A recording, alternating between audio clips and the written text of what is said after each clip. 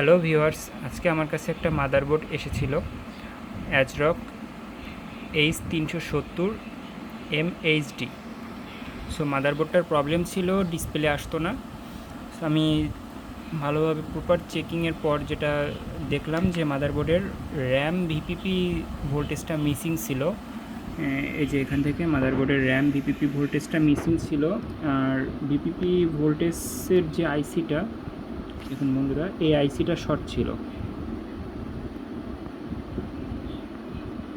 এই দেখতে পাচ্ছেন, এই আইসিটা শর্ট ছিল। এই আইসিটা শর্ট থাকার কারণে মাদারবোর্ডে র্যাম ভিপিপি ভোল্টেজ মিসিং ছিল।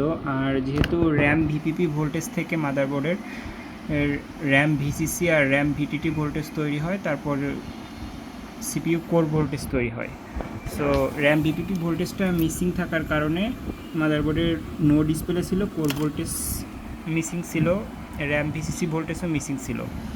সো আমি এই আইসিটা আমার কাছে অ্যাভেলেবেল না থাকার কারণে আমি এখানে LM356 আইসি বাক কনভার্টার দিয়ে র্যাম ভিপিপি ভোল্টেজটা বাইপাস করে দিয়েছি। দেখুন বন্ধুরা, এই যে দেখুন বন্ধুরা, এই যে আইসিটা এখানে ছিল। এই যে দেখুন বন্ধুরা, এই আইসিটা শর্ট ছিল। সো আমি এখানে সরাসরি 5 ভোল্ট ডুয়েল থেকে র্যাম ভিপিপি 2.5 ভোল্ট আর ভিপিপি পাওয়ার গুড 2.5 ভোল্ট দিয়ে দিয়েছি। সো এখন দেখুন বন্ধুরা, মাদারবোর্ডটা ডিসপ্লে আসবে, এখন প্রপারলি চলছে। দেখুন বন্ধুরা, যে মাদারবোর্ডটা চালু হয়েছে, দেখুন এই যে মনিটরে, এই যে বন্ধুরা মাদারবোর্ডটা ডিসপ্লে চলে এসেছে। দেখুন বন্ধুরা, মাদারবোর্ডটা ডিসপ্লে চলে এসেছে।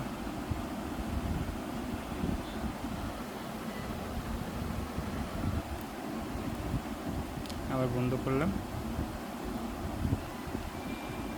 দেখুন আবার চালু করি, দেখুন বন্ধুরা মাদারবোর্ডটা ডিসপ্লে চলে এসেছে।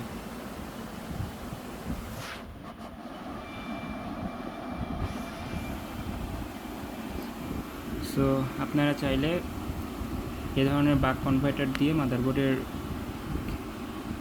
ভিপিপি ভোল্টেজটা বাইপাস করতে পারেন। ধন্যবাদ। Thanks for watching video.